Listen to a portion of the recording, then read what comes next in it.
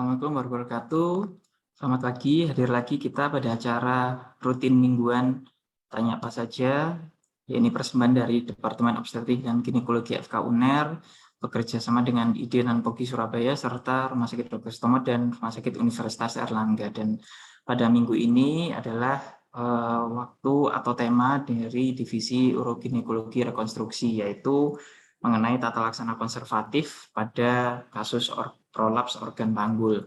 Hari ini telah hadir di tengah-tengah kita, yakni dari Divisi Uroginekologi, yang pertama selaku moderator, yaitu Dr. Eti Mardian, dan juga dua narasumber kita, yakni Dr. Pribakti dan juga Dr. Gatut Hadianto.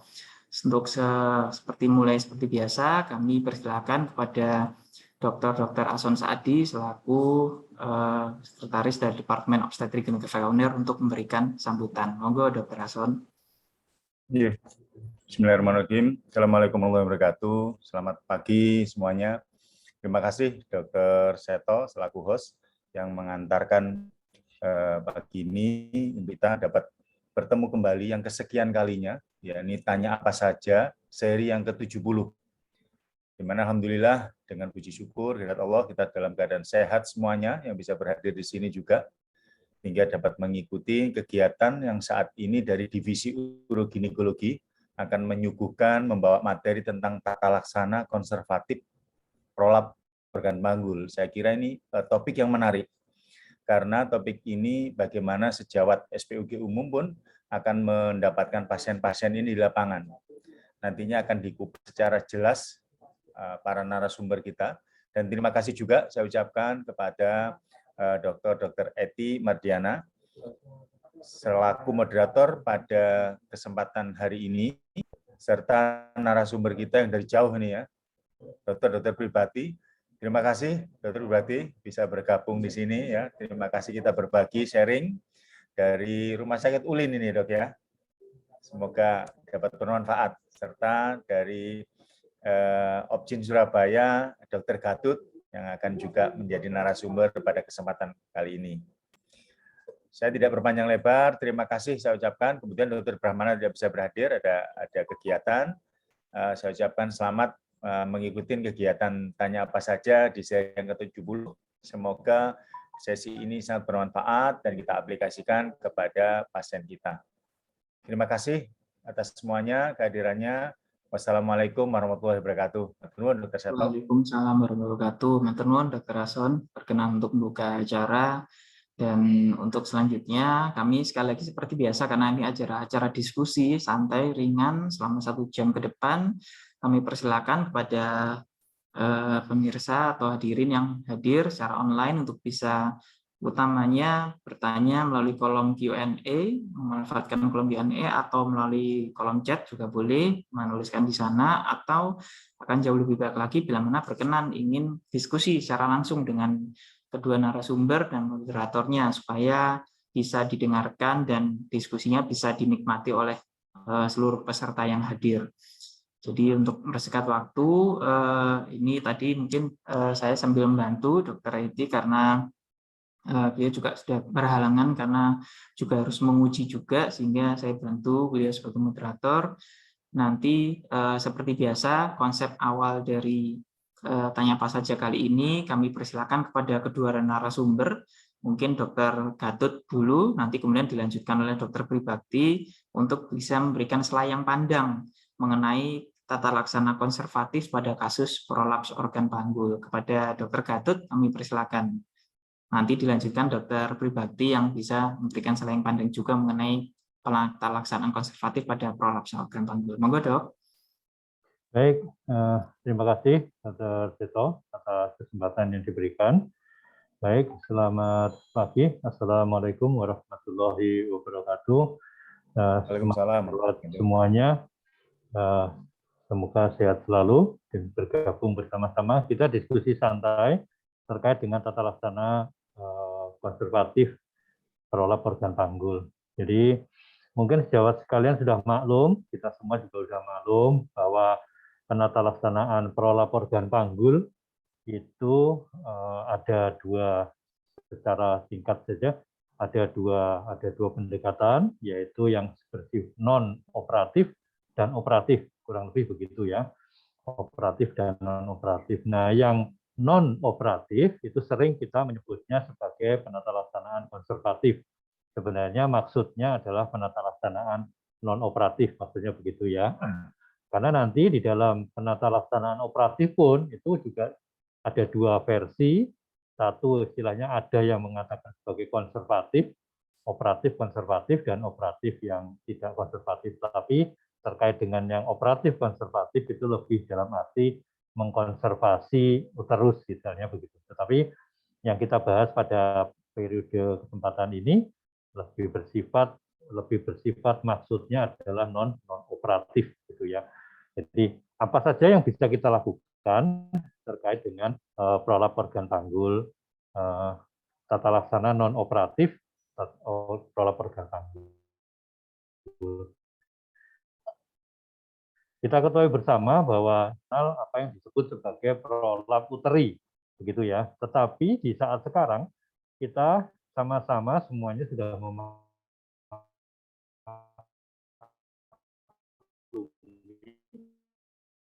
bahwa prolap organ panggul, prolap lain yang bersamaan dengan terjadinya prolap uteri itu, yaitu prolap di kompartemen anterior atau dinding vagina anterior, begitu juga terjadinya prolap kompartemen posterior atau orang menyebutnya sebagai prolap dinding vagina posterior. Nah, dari prolap itu tersebut bisa terjadi bersama-sama, bisa terjadi salah satu atau salah dua atau ketiganya terjadi prolap.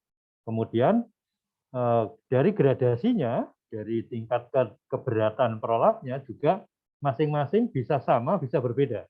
Apakah kompartemen anteriornya lebih dominan prolapnya dibandingkan kompartemen tengah dan posterior, begitu juga sebaliknya. Ya, jadi bisa sama beratnya, bisa tidak sama beratnya. Tidak harus sama beratnya. Nah, termasuk dalam hal ini nantinya, penata laksanaan konservatif itu nanti juga diharapkan, atau penata laksanaan non-operatif begitu, maksudnya itu juga akan diarahkan bagaimana kita mengantisipasi ketiga hal tersebut, ketiga kompartemen yang juga ikut prolap. Tidak sekedar menata laksana prolap uterinya saja, tetapi juga meliputi bagaimana kita menata laksana prolap yang kompartemen anterior maupun kompartemen posterior. Karena bisa jadi penata laksanaan yang mungkin lebih prioritas untuk kompartemen, salah satu kompartemen, misalnya kompartemen anterior begitu, dibandingkan prolap uterinya. Karena mungkin kondisi prolap kompartemen anteriornya lebih berat, membutuhkan penata laksanaan lebih prioritas dibandingkan prolap uterinya. Bisa jadi seperti itu. Sehingga nanti kita diskusi bersama-sama apa yang bisa kita lakukan terkait ketiga hal tersebut. Mungkin itu sementara, mungkin akan saya beri kesempatan mungkin dilengkapi oleh narasumber yang lain supaya kita bisa berbagi. Demikian Dr. Seto sebagai pemicu bahan diskusi, barangkali begitu. Terima kasih. Oke, maturun. Dr. Eti, bila mana bisa bergabung, berkenan, monggo dok, nanti bisa langsung menambahkan selaku moderator. Mungkin kami persilakan dulu kepada dokter pribadi untuk bisa memberikan selayang pandang mengenai tata laksana konservatif POP, dok. Persilakan. Terima kasih ya. Assalamualaikum warahmatullahi wabarakatuh. Saya hanya menyampaikan melengkapi aja apa yang disampaikan. Jadi kita itu harus memahami POP yang dimaksud itu kan prolap organ panggul. Jadi tidak melulu prolap uteri, itu yang penting. Bahwa prolap organ panggul itu termasuk di dalamnya itu adalah sistokel, rektokel. Sepertinya background-nya dokter pribadi ada ya? Atau apa? Seperti ada suara tambahan lain. Suaranya kurang dekat dengan mic barangkali dok. Teman-teman. Ya. Ini ya, lebih jelas. Iya, terima kasih. Ya, lebih jelas ya. Jadi yang dimaksud dengan POP itu adalah bukan cuma prolap uteri, tapi ada sistokel, rektokel, enterokel, uretrokel. Jadi dalam hal terapi konservatif itu harus melihat yang mana yang menyebabkan keluhan. Itu prinsipnya menurut saya demikian. Jadi Nggak ada, misalnya dia lebih dominan Emang bisa begitu, Pak? sistokelnya. Nah, sistokelnya ya. Jadi kita harus memberi terapi yang dominan itu untuk terapi konservatifnya. Kemudian yang perlu juga bahwa konservatif itu adalah pilihan pertama dari POP. Jadi cuma sayangnya masih banyak anggapan orang-orang atau masyarakat kita bahwa tindakan operatif itu yang utama. Nah, jadi yang pertama yang harus konservatif. Bila konservatif gagal, maka dilakukan operatif.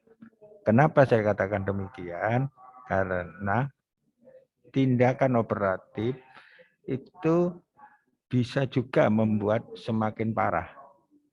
Contohnya, misalnya pada saat operasi prolap uteri, ternyata sebelumnya tidak ada stres inkontinensia urin, ternyata setelah operasi malah ada atau malah lebih parah. Jadi prinsip itu yang perlu dimasyarakatkan bahwa terapi konservatif itu bukan cuma efektifnya tinggi, ya kalau yang saya baca itu 41 sampai 86%, berarti cukup lumayan. Ya, rata-rata itu 70% bisa menyelesaikan masalah. Jadi itu harus pilihan pertama, Nah, bagaimana pilihan pertamanya apa? Yaitu tergantung keluhan yang dapat pada pasien. Karena selalu aja ada yang gabungan, ada prolap uteri, ada sistokel, ada rektokel, tapi ada juga yang rektokel saja, sistokel saja, atau prolap uteri saja. Ya itu, tapi jarang kalau prolap uteri itu rata-rata dia akan membuat sistokel dan rektokel. Saya kira itu tambahannya. Nanti kita diskusi aja. Terima kasih, Dr. Seto. Ya. Dokter pribadi, ini ada beberapa pertanyaan sudah masuk langsung banyak ini, Dok. Jadi mungkin kita jawab aja, mungkin karena memang topiknya sangat menarik. Nanti monggo bergantian Dokter Gatot dan Dokter Pri. Saya hanya bantu membacakan pertanyaan saja. Pertama dari Dokter Nuruddin Akbar nih. Jadi kasus prolaps uteri pada pasien paritas 0 atau nona, jadi atau mungkin sudah menikah tapi juga belum pernah hamil atau belum pernah melahirkan, penanganannya seperti apa? Mungkin bisa jadi berbeda. Mungkin Dokter Gatot bisa menambahkan. Membuat diagnosis yang menciptakan peningkatan dalam klaim kita. Jadi kalau ada operasi. Mas. Baik. Ya, terima kasih Dr. Seto. Selamat pagi Dr. Nuruddin yang menyampaikan pertanyaannya ya. Tapi ini pertanyaan juga untuk yang lain. Bagaimana kalau nona kemudian atau belum pernah melahirkan begitu ya? Nah, pertama yang sebelum bagaimana menata laksana, karena menata laksana itu tergantung dari kondisi apa yang terjadi begitu ya. Seringkali yang muncul itu biasanya yang sering kita dapati memang tampilannya seperti prolap uteri. Prolap uteri dalam arti bukan sistokel, bukan rektokel ya. Jadi tampilannya seperti prolap uteri klinisnya. Karena yang tampil kelihatan biasanya secara inspeksi langsung bisa melihat porsio atau serviks menonjol sampai mungkin secara relatif ekstrim keluar dari introitus vagina. Biasanya kalau pada nona yang tampil seperti itu. Nah, pada kondisi itu penata laksananya bagaimana? Nah, itu sangat tergantung dari diagnosa yang kita tegakkan. Kalau tampilannya seperti itu, hati-hati. Biasanya kalau pada nona atau paritas 0, itu sering yang kita temui itu bukan prolap uteri murni, ya. Walaupun memang itu termasuk prolap uteri, tetapi biasanya bukan murni, tetapi yang sering kita temui adalah suatu elongasi koli, ya, suatu elongasi serviks. Jadi pemanjangan dari serviks melebihi nilai normalnya, gitu. Atau di beberapa buku juga disebutkan melebihi nilai cut off tertentu. Nah, kalau memang kondisinya betul itu elongasi koli, elongasi serviks, maka penata laksanaannya sedikit berbeda dengan penata laksanaan kalau dia murni prolap uteri, gitu ya, prolap uteri. Jadi sangat berbeda. Kalau memang dia penata laksanaannya itu elongasi serviks dan kemudian kita lihat posisi korpusnya, jadi korpus uterinya itu pasti pada posisi yang normal, maka kita tidak perlu ngapa-ngapain dengan uterusnya. Ya, biasanya tampilannya seperti begitu. Tetapi kita cukup melakukan pemendekan dari serviksnya. Jadi serviksnya yang kita potong dalam tanda kutip, ya, kita potong, kita pendekkan sesuai dengan ukuran normalnya, begitu ya, rata-rata ukuran normalnya. Jadi beda. Nah, uterusnya tidak kita apa-apakan. Berbeda dengan kalau memang dia murni prolap uteri, ya, prolap uteri. Jadi dia tidak ada elongasi serviks, tetapi memang uterusnya turun. Jadi korpus uterinya turun. Tentu karena dia nona atau belum pernah melahirkan, misalnya begitu, ya, sudah menikah tapi belum pernah melahirkan. Tentu penata laksanaannya tentu tadi pilihan pertama memang akan kita coba dengan perawatan konservatif atau non-operatif bila memungkinkan. Kecuali tidak, tetap kita akan lakukan koreksi dengan operatif. Tetapi dalam hal ini operatifnya dengan karena dia belum paritas dan nona misalnya, kita akan mempertimbangkan konservasi uterus. Jadi mempertahankan uterusnya. Beda dengan kalau misalnya kita menata laksana prolap organ panggul yang postmenopause, itu biasanya kalaupun operatif kita biasanya sekaligus melakukan hysterektomi, pengangkatan rahimnya. Tapi kalau dia nona atau paritasnya nol, biasanya kita akan melakukan konservasi uterus. Jadi kalaupun operatif, kita akan melakukan operasi dengan konservasi uterus atau operasi yang konservatif, istilahnya begitu. Tetapi bila memungkinkan, ya akan kita lakukan perawatan tata laksana konservatif. Apakah dia menggunakan pesarium misalnya kalau dia terjadi prolap uteri. Tapi biasanya kalau nona atau paritas nol, biasanya yang paling sering kita temui adalah elongasi serviks. Dan kalau elongasi serviks, maka kita akan melakukan koreksi, pemendekan dari ukuran serviksnya mencapai ukuran normal. Kira-kira begitu. Mungkin itu sementara Dr. Seto yang bisa saya sampaikan. Mungkin nanti ada pertanyaan berikutnya, monggo. Ya, mungkin Dokter Pribadi berkenan menambahkan, Dok, kalau pada kasus-kasus yang memang paritasnya nol ini, apakah ada beda tata laksanaan dengan konservatifnya ini, terpaut konservatifnya? Monggo, Dok. Terima kasih ya. Saya ada beberapa kasus ya. Beberapa kasus itu usia 13 tahun, 14 tahun ya. Itu prolap ya. Jadi kalau saya evaluasi itu berasal dari sononya. Artinya gini ya. Jadi prolap uteri itu kan ditentukan juga bukan cuma faktor ekstrinsik tapi intrinsik. Intrinsik itu apa? Materi kolagennya, genetiknya, kemudian apa itu ras itu sangat menentukan. Jadi kalau pilihannya itu selalu pada nona itu harus konservatif, diusahakan konservatif. Tetapi kalau seperti disampaikan oleh Dr. Gatot ya, kalau itu memang mengganggu sekali, ya mengganggu sekali. Contohnya ada tonjolan kayak penis seperti elongasi koli itu kan ada kayak penis. Itu tentu saja kita tidak ada jalan lain dengan operatif, tapi cuma memotong amputasi serviks saja. Jadi di bidang ini, di bidang uroginekologi, itu yang pertama itu harus menghilangkan keluhan. Itu karena kasus-kasus uroginekologi ini rata-rata rata-rata tidak mematikan, tapi tidak mengenakkan. Ya, tidak mengenakkan, tapi tidak mematikan. Jadi artinya sedapat mungkin kalau nona ya konservatif, tapi kalau memang seperti tadi elongasi kolida menonjol dan itu seperti kayak penis ya harus. Beberapa pengalaman saya yang tadi saya ceritakan yang 13 sama 14 itu ada 2 kasus yang saya ikuti sampai dia itu punya suami dan kawin dan melahirkan. Nah, jadi ternyata kalau kalau kalau memang terjadi pada nona itu lebih cenderung kita ke arah bahwa itu kelainan materi kolagennya memang dari sononya ya. Jadi menurut saya tindakan operatif dilakukan apabila memang ya mengganggu aktivitas, mengganggu apa ya?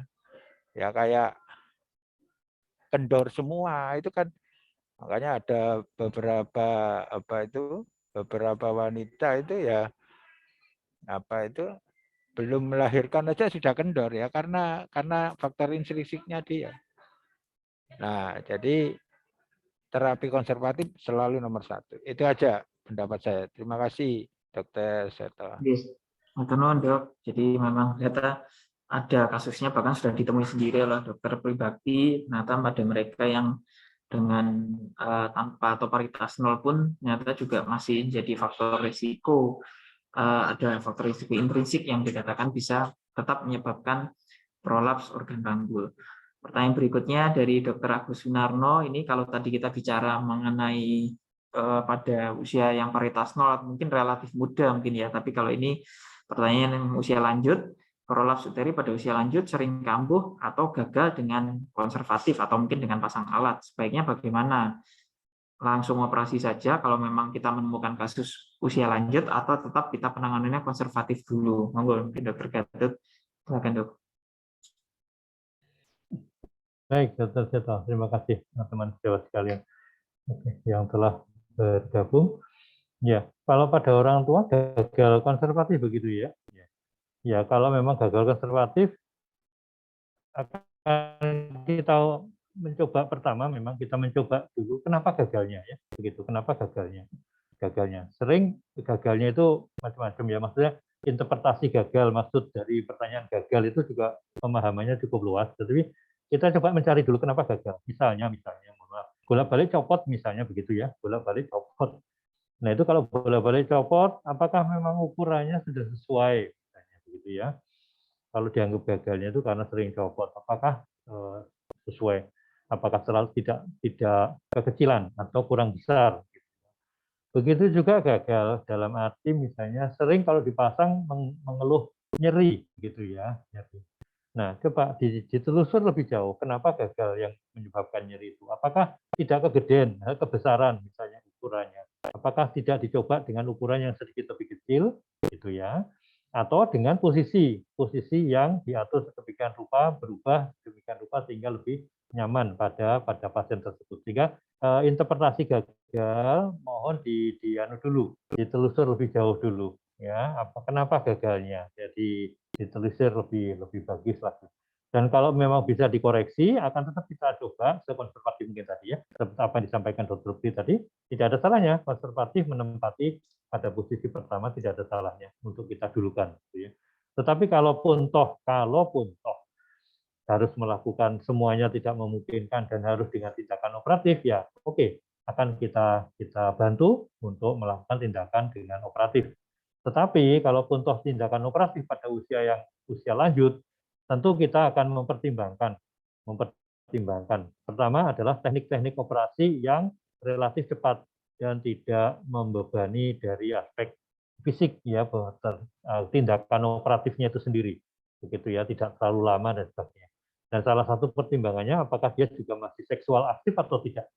Gitu ya, sehingga itu juga merupakan pertimbangan. Kalau sudah usia lanjut, tidak seksual aktif, terpaksa harus operasi, akan kita bantu, tetapi akan kita pilihkan tindakan operatif yang beban operasinya, beban operatifnya itu tidak berat pada orang yang usia lanjut. Kita pilihkan teknik operasi yang singkat, misalnya penata laksanaan kolpoklisis misalnya begitu ya. Jadi mempunyai risiko yang kecil sekali untuk kembali prolap misalnya begitu. Kalau dengan konservatif gagal, dan dengan begitu itu otomatis pertimbangan seksual tadi menjadi pertimbangan juga. Kalau orang usia lanjut biasanya sudah tidak seksual aktif, akan kita pilihkan yang cepat, kemudian kolpoklisis misalnya begitu. Tetapi kolpoklisisnya pun juga akan kita pertimbangkan juga. Apakah kolpoklisisnya yang sifatnya total atau yang parsial. Nah, kalau memang terpaksa karena situasi fisiknya sangat mendesak dan kita butuh cepat operasi, quick in, quick out, maka kita akan pilihkan mungkin lebih ke parsial kolpoklisis ya. Tetap kolpoklisis, nah, tidak boleh, tapi parsial saja. Nah, pokoknya cepat tutup, tidak risiko prolap berikutnya, tetapi pada orang usia lanjut itu beban operasinya tidak berat. Mungkin begitu secara umum, Dr. Seto. Nanti akan kita diskusikan lebih lanjut detailnya bagaimana ya. Tetapi kira-kira secara prinsip begitu. Kalau misalnya gagal, tolong ditelusur dulu kenapa gagalnya begitu ya. Karena supaya kita bisa tetap menggunakan perawatan konservatif, karena ini topiknya hari ini adalah konservatif ya. Jadi tetap akan kita gunakan perawatan konservatif lebih optimal lagi dengan mengetahui kenapa gagalnya tadi. Mungkin begitu. Mungkin Dr. Gawati mau menambahkan, monggo. Terima kasih. Mungkin ada pengalaman mungkin dok pribadi kasus pada operasi lanjut ini sebaiknya langsung operatif saja, atau mungkin ada pengalaman gagal juga pada konservatif pada yang lanjut ini, monggo dok. Ya, jadi kalau saya bisa menambah sedikit ya. Jadi gini, pada dasarnya terapi konservatif itu kan upaya kita ya, pada apalagi pada orang tua. Orang tua itu operasi itu satu hal yang selain sangat menakutkan juga bisa terjadi macam-macam. Ya. Jadi artinya saya hanya memberi ada angka kegagalan daripada konservatif itu, misalnya pemakaian pesarium itu adalah apabila hiatus genital, kalau di POPKI itu namanya GH ya, itu lebih dari 7, itu kemungkinan gagal. Lebih dari 7 cm. GH itu adalah jarak antara pertengahan dari uretra, meatus uretra dengan posterior daripada himen ya, itu GH. Jadi kalau lebih dari itu ya kemungkinan gagal itu ada dan lebih besar. Tetapi dalam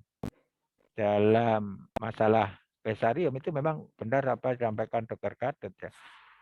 Jadi memilih ini ya, ini memilih pesarium ukuran itu perlu diperhatikan. Mungkin kemudian 7, 6,5 ya. Sebetulnya ada aturan. Jadi aturannya itu gini. Ketika kita memasukkan pada waktu prolap ya, dimasukkan dulu tanpa ibunya mengejan. Kemudian tangan kita itu mengukur kedalaman daripada ketika dimasukkan itu. Jadi di situ patokannya. Jadi bukan dikira-kira 7,5 ya. Jadi ini ada jari saya. Nah, ketika itu berapa sampai berapa dalamnya itu. Nah, itu patokannya. Tetapi memang kalau yang kita tahu ya, yang saya tahu itu ukuran pol yang saya tahu itu 8,5. Jadi saya tidak tahu apakah ada yang 9 apa berapa. Tetapi dengan hiatus yang lebih dari 7, itu perlu diperhatikan bahwa kemungkinan itu gagal. Kemungkinan gagal. Ya, jadi bukan perkara sakit atau lepas. Nah, salah satunya itu kan kegagalan tidak melulu karena lepas loh ya. Kalau orangnya kesakitan itu kan kegagalan juga. Tapi ada cara kemungkinan ukurannya diperkecil. Ya. Jadi kayak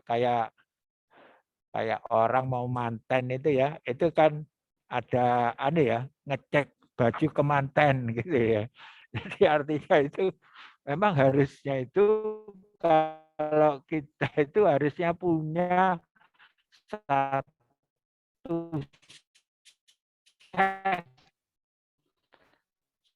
satu set apa itu pesarium nomor 7 bagus, mana yang tidak lepas, mana yang tidak sakit. Nah itu mestinya gitu. Tapi kita kan kadang-kadang juga ya sudah beli yang 7,5, beli yang 7.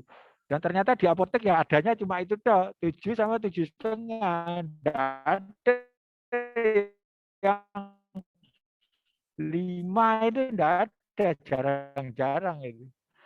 Nah, padahal kadang-kadang diperlukan dengan Gus, dia tidak lepas karena gimana demikian ya, karena tergantung levator aninya. Jadi levator aninya itu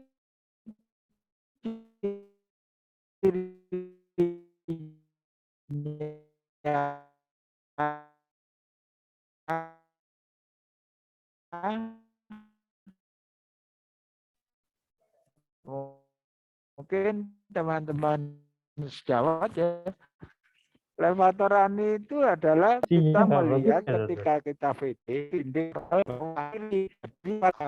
Kalau toh masih kalau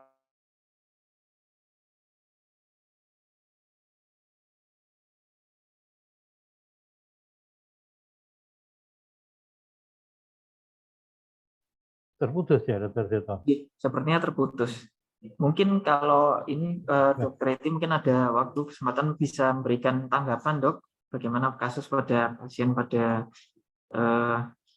tua usia lanjut ini gimana? Monggo, Dok. Dr. Nuwun, Dr. Seto.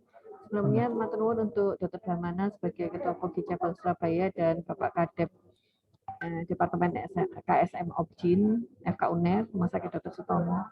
Salam hormat juga untuk senior-senior kami di Urogin, ada Dr. Gatot dan juga Dr. Pribadi.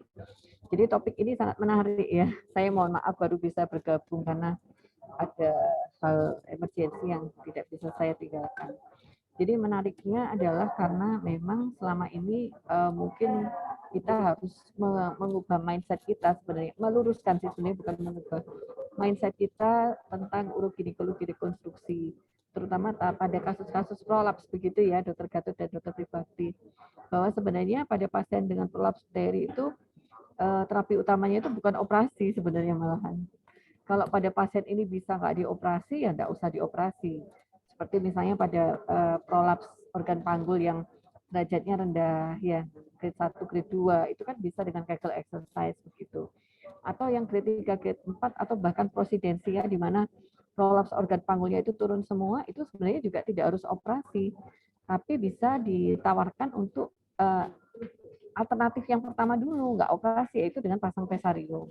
Kalau grade 3, grade 4 kan tidak mungkin dilakukan senam Kegel gitu kan, nggak mungkin, tapi kita harus memberikan terapi secara definitif, yaitu kalau tidak operasi ya pasang pesarium. Itu sebaiknya kita tawarkan kepada pasien. Apalagi pada kasus-kasus yang memang high risk untuk dilakukan operasi. Jadi misalnya pasien dengan kelainan jantung, pasien yang sepuh banget ya, pasien sepuh banget, usianya mungkin 85 tahun begitu. Dan pada kasus-kasus yang memang high risk seperti ini, seyogyanya kita tidak terlalu memaksakan operasi memang, apalagi kalau misalnya ada komorbid.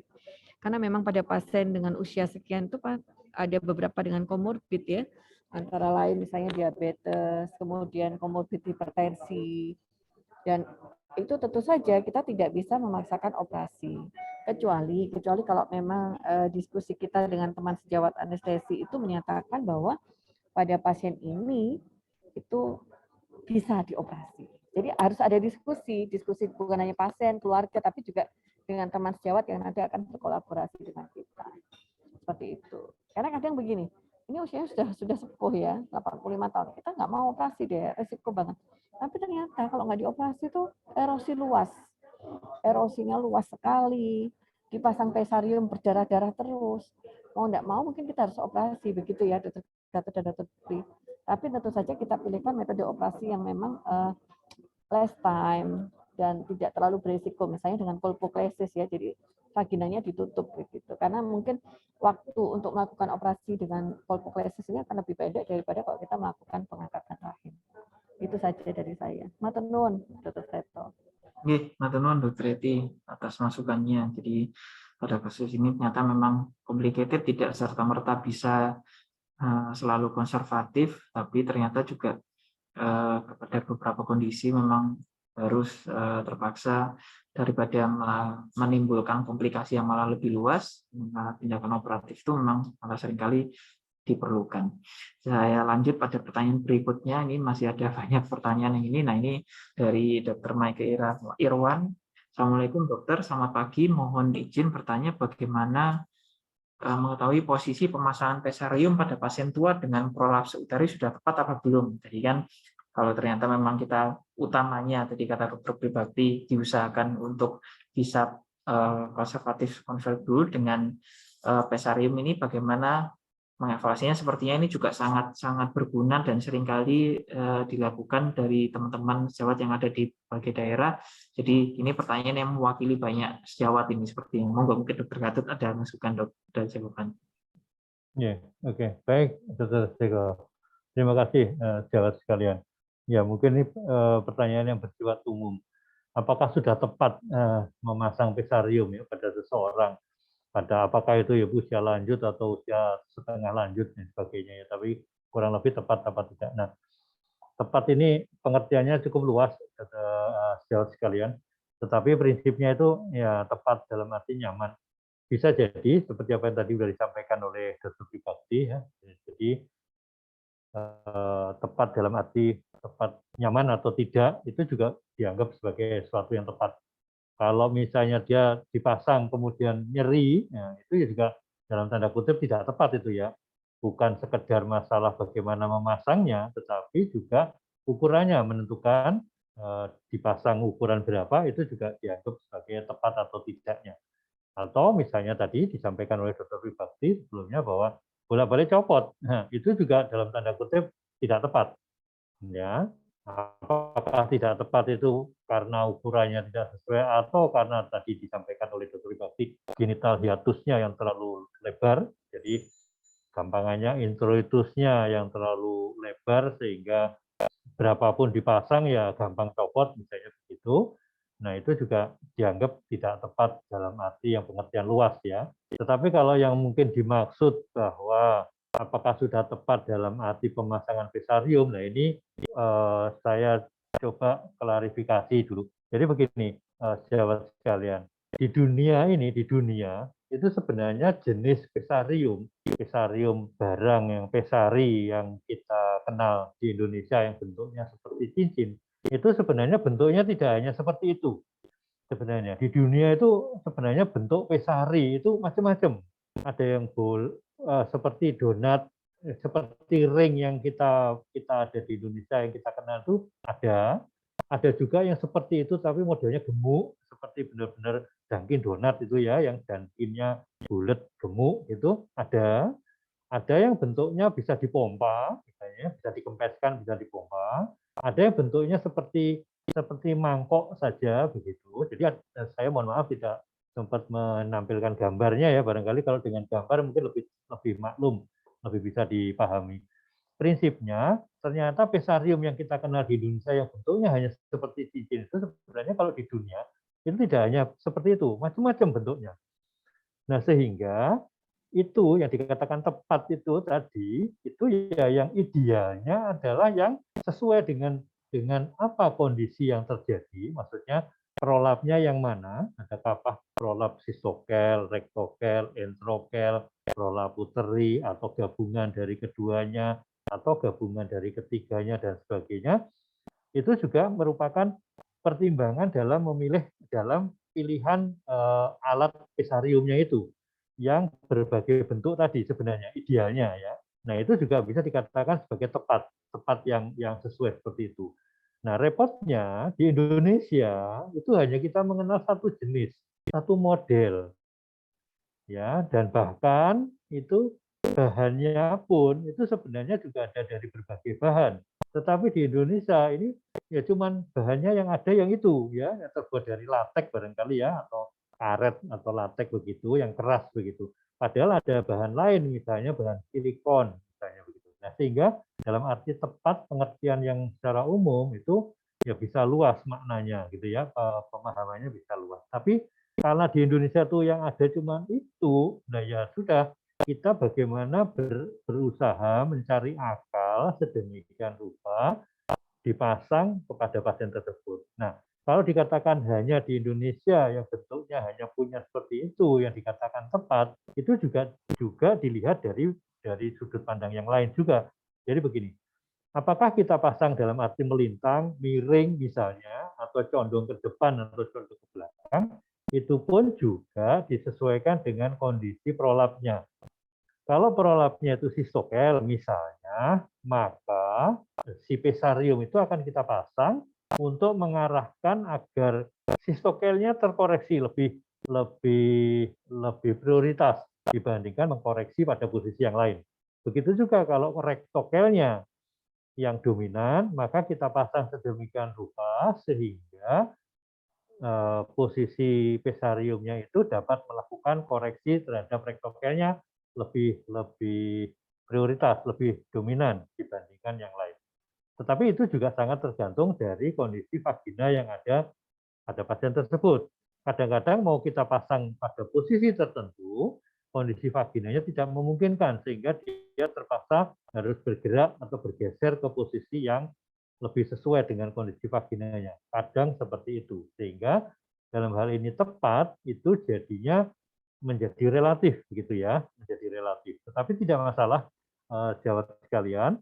Saya rasa dalam hal ini tidak ada istilah salah atau benar secara mutlak barangkali begitu ya. Tetapi karena begini, karena kondisi yang ada di Indonesia kita hanya memiliki pesarium yang jenisnya tertentu, dan bahkan seperti apa disampaikan Dr. Pribadi tadi, adanya cuma ukuran itu, nah itu kan yang repot juga.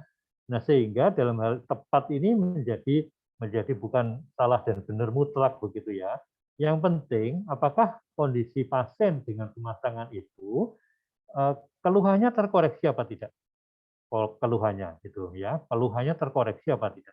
Kalau terkoreksi, kemudian pasiennya itu juga merasa nyaman dengan apa yang kita lakukan, dengan pemasangan yang kita lakukan, maka it's okay, tidak ada masalah sejauh sekalian, optimis saja, ya sudah itu kita anggap tepat. Paling tidak saat itu, gitu ya. Sudah, paling tidak saat itu. Tidak usah khawatir sejauh sekalian bahwa oh nanti saya takut salah gitu.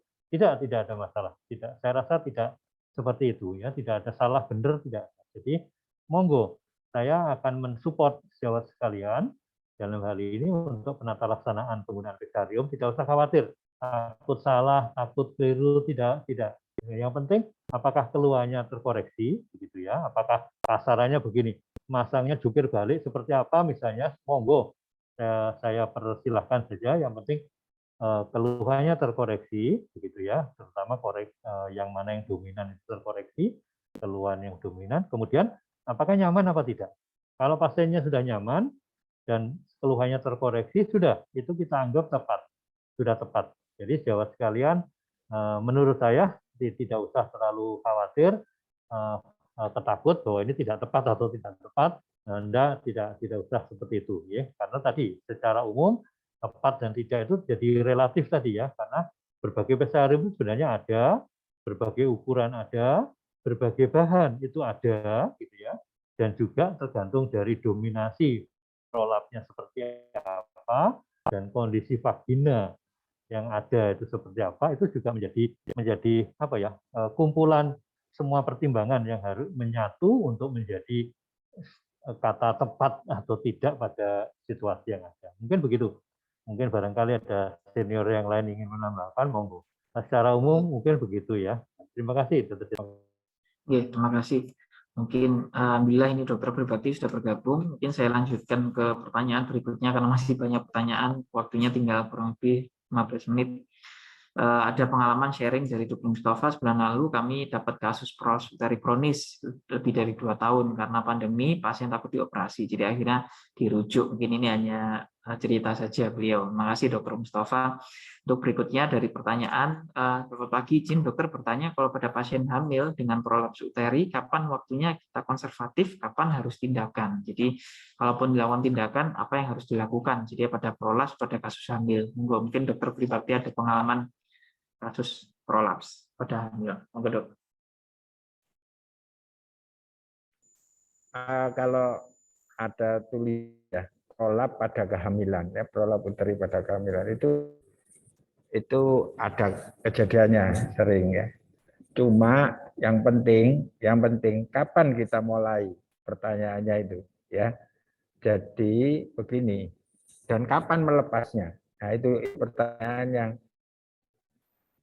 kita, karena ini hamilnya tambah besar, otomatis beban dari abdomen itu menekan. Nah, untuk itu yang perlu diperhatikan pada pemasangan sarung pada ibu hamil itu tidak selamanya. Jawabannya tidak selamanya kehamilan. Jadi biasanya ada ukuran ada patokan gini. Pemasangan kalau ditanya itu, dok ini dipasang sampai kapan dok? Sampai lahir enggak? Jadi di atas 24 minggu sudah kehamilan itu coba dilepas. Ya, harapannya itu tidak akan turun lagi. Istilahnya itu tidak prolap gitu ya. Nah, jadi pada saat awal ya memang harus dipasang.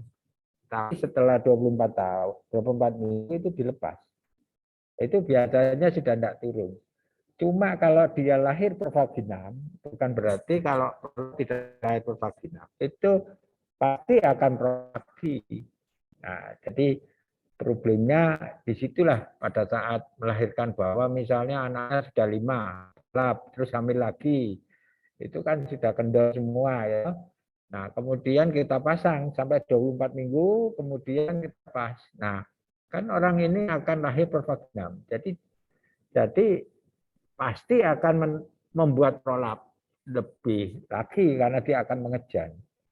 Jadi patokannya tetap tidak usah ada suatu jurnal mengatakan laporan KIS itu tidak harus 1 pesarium. Jadi kalau ada dipasang itu ya 1 pesarium masih maju masih keluar. Ya, itu boleh dipasang lagi pesarium yang kedua. Jadi tidak ada patokan. Ini beberapa kali saya dua. Jadi bukan cuma karena 1 itu akan melorot. Tapi kalau 2 itu saling membantu pesarium 1 sama 2 itu untuk menahan supaya serviksnya tidak keluar. Nah, karena kalau serviks keluar kan kotor, kena kencing, kena sebagainya. Nah, itu. Ya, jadi tidak ada istilah sopranda. Kelima pesariumnya dipasang 2, dibuka 24 minggu, bisa lahir pervaginam. Bisa lahir pervaginam, tapi setelah itu evaluasi lagi derajat dari apa itu tetap sebagainya.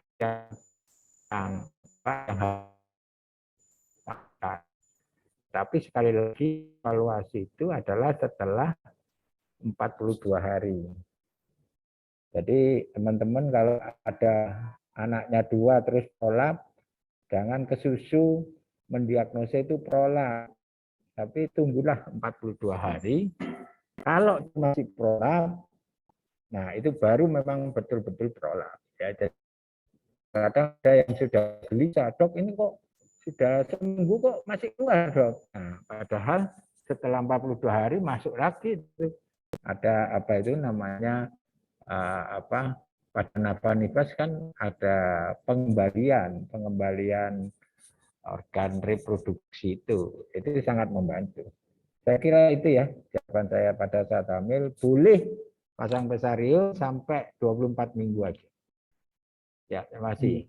Terima kasih dokter berbakti. Sekaligus ini menjawab pertanyaan dokter Igu Timurah dari Maja ini. Jadi pasien prolaps kemudian hamil, ternyata setelah melahirkan nggak prolaps lagi, ternyata bisa kita tunggu sampai 42 hari, dan kalau bila mana menetap baru itu kita katakan prolaps gitu nggih. Ini ada pertanyaan untuk Dokter Gatot, ada dua. Oh, Mungkin enggak. menambahkan sedikit, dokter. Nggih, monggo, Dok. Ya, jadi apa yang disampaikan Dokter Pribadi sudah sesuai, memang ya seperti itu. Hanya mungkin menambahkan saja. Kalau sejauh sekalian memang menemui postpartum kemudian seperti prolaps gitu ya, walaupun mungkin nantinya kita berharap itu 42 hari atau setelah nifas ya kembali, tetapi paling tidak dari saat itu sejawat sekalian sudah mulai waspada. Waspada itu artinya menjaga semua faktor risiko yang dapat memperberat kondisi prolapsnya, gitu ya. Jadi kalau masa nifas, postpartum kemudian tampil seperti prolaps, walaupun kita tahu mungkin itu tidak prolaps nantinya, tapi paling tidak itu sebagai suatu sinyal awal untuk sejawat sekalian waspada. Waspada apa? Waspada jangan-jangan ini nanti bisa jadi prolaps beneran, begitu ya. Sehingga pada periode masa nifas akan lebih baik kalau sejawat sekalian memberikan edukasi kepada pasien dan mungkin keluarganya untuk menghindari hal-hal yang dapat memperparah kondisi prolapsnya. Misalnya kalau nanti jadi prolaps benar, tidak parah. Jadi artinya fase resolusinya benar-benar dijaga supaya tidak benar jadi prolaps beneran, begitu ya. Salah satunya apa misalnya? Ya tolong pada periode nifas ya jangan kesusu angkat-angkat berat misalnya. Karena biasanya ibu-ibu postpartum di Indonesia begitu sudah seminggu selesai postpartum perpaginam merasa sehat, sudah kadang-kadang cuci baju bayinya sendiri, ngangkat ember sendiri dan sebagainya, angkat-angkat berat sendiri. Nah, sehingga itu berisiko untuk terjadi prolaps beneran misalnya begitu ya. Itu dia akan lebih baik untuk dihindari. Terus misalnya pada masa nifas sering mungkin ibu-ibunya menjadi kurang makan sayur dan sebagainya sehingga beraknya keras misalnya begitu ya. Nah itu segera diantisipasi supaya ibu-ibu yang postpartumnya tadi tampilannya seperti prolaps diusahakan supaya tidak berak keras selama masa nifas supaya benar-benar nantinya setelah fase nifas selesai, fase resolusi dari organ genital yang internalnya itu kembali, itu benar-benar kembali dan bagus, tidak dibebani dengan hal-hal yang dapat menyebabkan risiko terjadinya prolaps beneran begini. Mungkin itu tambahannya. Jadi harapannya tidak sekedar ditunggu, tetapi akan lebih baik kalau antisipasi juga untuk faktor risiko yang menyebabkan prolaps atau tekanan intraabdominal meningkat tinggi itu juga dibantu diminimalisir begitu ya. Mungkin demikian tambahannya, menambahkan dari terima kasih. Dokter Gatot. Ini ada pertanyaan berikutnya. Saya gabung saja supaya harapannya bisa terjawab semuanya. Yang pertama dari Dokter Dumenina ini, apa yang dilakukan agar tidak sering vaginitis? Jadi insya Allah ini juga mewakili banyak sejawat di daerah.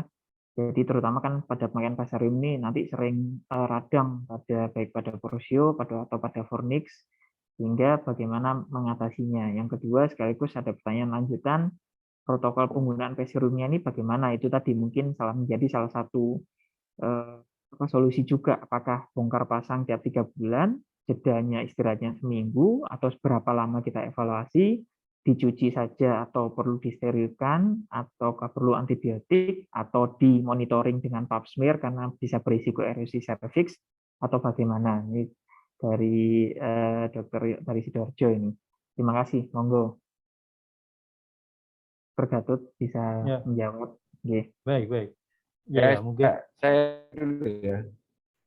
Saya dulu. Monggo. Jadi gini, ada orang yang memakai pesarium itu pastilah ada pengaruh vagina ya. Jadi itu kan benda asing, kemudian dia bergerak, berjalan, belum lagi kualitas dari pesariumnya ya. Jadi biasanya kita menganjurkan, sebaiknya dianjurkan untuk tidak 2-3 bulan untuk kontrol. Kalau pertanyaannya diapain? Nah ini. pada saat kontrol kita melepas ya, melepas barium tersebut, kemudian yang saya lakukan itu pencucian, pasti ada cairan-cairan itu. Malah kalau lebih dari 6 bulan itu cairannya pasti lebih banyak lagi. Jadi kalau bisa 2 atau 3 bulan itu harusnya sudah dimulai ada pembersihan itu ya. Karena itu reaksi itu jelas itu. Bagi teman-teman mungkin sudah merasakan ada pasien yang kok basah sekarang, Dok. Nah, ini pada wanita yang masih masih reproduktif, artinya itu masih menstruasi, itu bisa saja terjadi lebih banyak ya. Jadi kalau pertanyaannya terus diapain? Ya dicuci. Saya mencucinya pakai piset, pakai ACL itu, saya semprotkan, kemudian kita dengan tangan yang handscoon ya toh, kita bersihkan. Kemudian kita inspeksi serviknya bagaimana ya, adakah erosi. Memang erosi itu satu kontraindikasi sebetulnya pemakaian pesarium. Sebetulnya kalau ada erosi ya diobati dulu, bisa lebih estrogen, kemudian pesariumnya tidak jadi dipasang dulu. Tetapi kalau mulus-mulus saja, cuma ada kayak floral bush gitu ya. Nah, itu saya kira itu pengalaman saya bertahun-tahun orang yang senang ya, senang enggak operasi, tapi senang juga pakai pesarium ya. Jadi ternyata ada yang masih kontrol terus sampai beberapa tahun. Nah, itu. Jadi saya kira itu masukan saya. Jadi kemudian apakah perlu disteril ya? Idealnya seperti itu, tapi kalau dipakai saya cuci, saya keringkan, ya toh? Kemudian saya kasih pelicin, kemudian saya pasang lagi setelah saya bersihkan tadi. Saya kira itu mungkin nanti Dokter Gatot bisa menambahkan pengalamannya ya. Pengalaman saya seperti itu aja, cukup itu. Jadi tidak perlu orangnya harus datang lagi dan sebagainya. Kalau serviknya mulus-mulus ya, kira itu monggo Dokter. Matur nuwun Dokter Pribadi. Monggo Dokter Gatot ada teman masuk apakah perlu antibiotik, pap smear atau bagaimana? Ya. Baik. Ya. Terima kasih Dokter Pribadi sudah banyak menyampaikannya. Tetapi in prinsip ada beberapa ya. Kalau misalnya sering keputihan barangkali begitu ya. Ya tadi sudah disampaikan oleh Dokter Pribadi, salah satu dalam tanda kutip kekurangan, dianggaplah dalam tanda kutip kekurangan dari suatu penggunaan pesarium adalah perawatannya itu, misalnya begitu ya. Beda dengan mohon maaf misalnya kalau Anda kalau sejawat menerapkan metode operatif ya, begitu dioperasi ya sudah selesai, nggak kontrol tiap 3 bulan begitu ya. Kalau itu dianggap sebagai suatu kekurangan ya, kekurangan. Memang setiap metode kan tentu ada plus minusnya. Kalau itu dianggap sebagai kekurangan dalam tanda kutip, maka memang itulah yang harus kita lakukan dengan penggunaan pesarium itu. Kita butuh perawatan, istilahnya butuh monitoring ya, monitoring yang cukup baik. Untuk apa? Ya untuk melihat konsekuensi logis dari kondisi pemasangan pesariumnya itu. Tentu kita memasang benda asing di sana, pasti ada reaksi dari tubuh terhadap sesuatu itu pasti. Nah, untuk memastikan bahwa reaksi tubuh terhadap sesuatu benda asing itu tidak merugikan, tidak berlebihan, jadi istilahnya mudarat dan manfaatnya tetap lebih banyak manfaatnya, maka salah satunya adalah dengan monitoring tadi, dengan kontrol tiap 3 bulan atau 2 bulan atau menyesuaikan situasi yang ada ya. Jadi itu betul, sudah disampaikan oleh Dokter Pribadi. Tetapi apa hal-hal lain yang bisa untuk sebagai edukasi, monggo. Saya rasa sejawat sekalian tetap menyampaikan kepada pasien bahwa dengan penggunaan pesarium yang di mana itu ada benda asing, tentu mereka akan menjaga vulva hygiene atau perawatan organ intimnya menjadi lebih perhatian, lebih baik ya. Jadi ceboknya mungkin lebih mendapatkan perhatian dibandingkan kalau dia tidak menggunakan barang sesuatu tambahan yang ada di sana. Yaitu diedukasikan sehingga mereka lebih punya atensi, misalnya dengan ceboknya atau vulva hygiene-nya, prinsipnya begitu.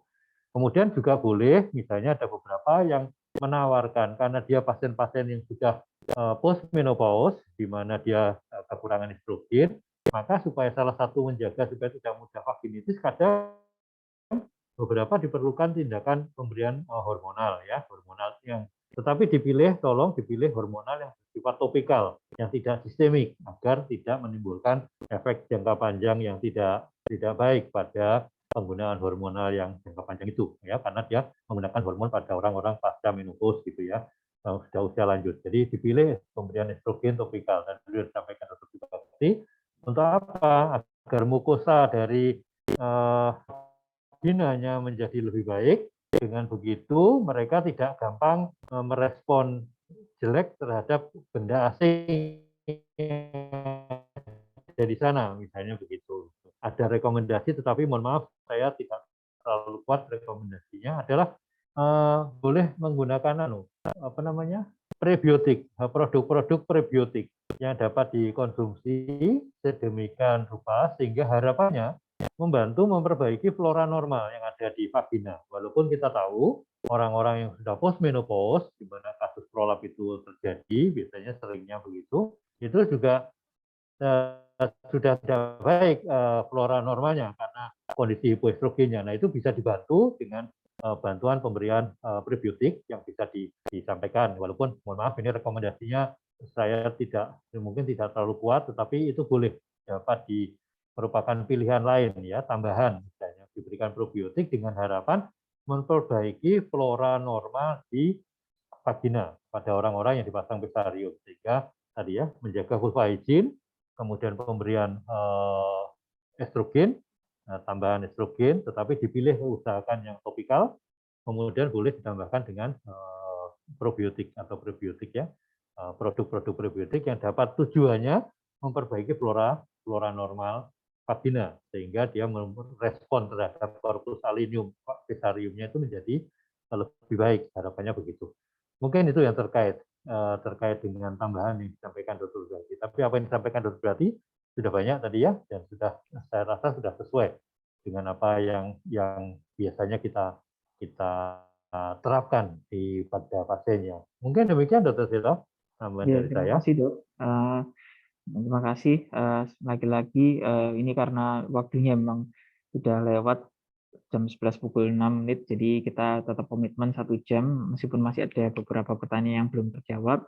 Mungkin kalau bisa saya simpulkan, jadi pada kasus prolaps ini penanganannya tata laksana konservatif ini kita berusaha memang pada prinsipnya seperti tadi Dr. Bedik bilang, memang diusahakan untuk konservatif, kecuali memang ada beberapa kondisi yang memang urgent atau kita lakukan bisa bila mana konservatif tetap dilakukan akan menimbulkan komplikasi atau efek samping lebih lanjut. Jadi pada dokter tadi katakan bisa erosinya makin meluas atau terus kemudian pasiennya juga bolak-balik lepas karena kegagalan pemasangan. Kegagalan pemasangan tadi dikatakan dokter Subakti ada beberapa kriteria termasuk juga bila mana kita prediksi ada genital hiatus yang lebih panjang atau lebih besar sama dengan 7, maka kemungkinan bisa jadi akan mengalami kegagalan. Kemudian pada kasus prolaps pada kehamilan, pada prinsipnya memang konservatif, bisa diberikan tata laksana, dan ada beberapa kasus malah bisa belum tentu memang betul-betul prolaps, karena bisa jadi memang pada saat kehamilan ada tekanan intraabdomen yang meningkat, sehingga kita bisa tunggu sampai selesai masa nifas atau kurang lebih 42 hari. Setelah itu bila mana menetap baru bisa kita katakan suatu prolaps. Dan tadi Dokter Gatot juga sudah mengatakan untuk pemeriksaan evaluasinya pada kasus-kasus tata laksana konservatif bisa dilakukan monitoring berkala dan juga pemberian pencucian maupun tata laksana pemasangan pesarium yang tepat tadi beberapa kriteria yang sudah diberikan. Mungkin itu dulu yang bisa kita bahas atau diskusikan pada hari ini. Sekali lagi terima kasih kepada seluruh peserta yang hadir dan juga kepada kedua narasumber kita, Dr. Gatot Hardianto, spesialis obgyn konsultan urologi nuklir resolusi, dan juga tamu kita dari Rumah Sakit RSUD Ulin, yaitu dokter pribadi Budi Nujaya sebagai opsin konsultan urogin. Kita ketemu lagi pada seri tas uroginekologi bulan depan. Nanti akan ada tema yang lebih menarik lagi, dan sekali lagi pada seluruh peserta, bila ingin bertanya nanti setiap hari Rabu pukul 10 sampai pukul 11 kita adakan tanya apa saja dari persembahan dari Departemen Obstetrik Ginekologi FK UNER. Sekali lagi terima kasih, izin kami tutup. Wassalamualaikum warahmatullahi wabarakatuh. Matur nuwun Dokter. Waalaikumsalam. Waalaikumsalam. Terima kasih Pak Abri. Ya, terima kasih meramaikan tas. Matur nuwun, Dok. Terus.